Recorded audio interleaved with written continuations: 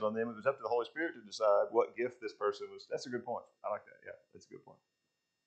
That would be consistent with what we're reading here, right? If the Holy Spirit's the one who's in charge of the gift giving, and so even if the Holy Apostles were laying on the hands, it was still the Holy Spirit's prerogative to do that. Thoughts or questions? So let's go back to Galatians. In Galatians, he's saying in chapter 3, he's just reminding them, he's making a point about circumcision. But in this point that he's reminding them, he said, you guys received the Spirit and there were some miracles done in your midst. And then moving on, we get to chapter 5, which is where we're going to spend most of our time. Any thoughts or comments so far? Actually, chapter 4, along the way, chapter 4, verses 4 through 7. Someone like to read that? Ben, you got it? What was it again? I'm sorry, Galatians 4, 4 through 7. But when the fullness of time had come, God sent forth His Son, born of woman, born under the law, to redeem those who were under the law, so that we might receive adoption as sons. And because you are sons, God has sent the Spirit of His Son into our hearts, crying, Abba, Father. So you are no longer a slave, but a son. And if a son, then an heir through God.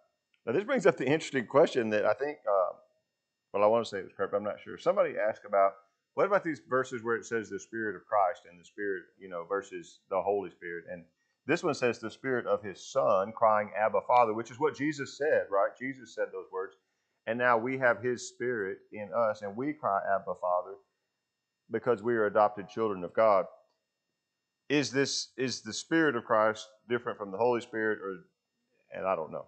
But this is very consistent with what we see in Romans 8, where because we have been adopted sons of God, we have His Spirit, and therefore we are, sons of God.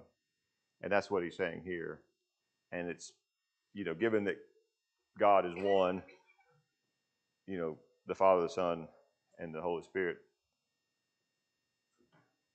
I'm just sharing this with you because as I was studying through Galatians, here's another verse about this. Thoughts or comments about that one? Well, Jesus said He didn't believe the Spirit could come. Mm-hmm.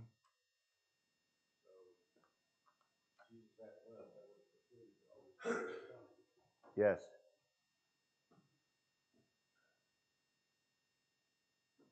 He says, to your benefit that I go, because unless I leave.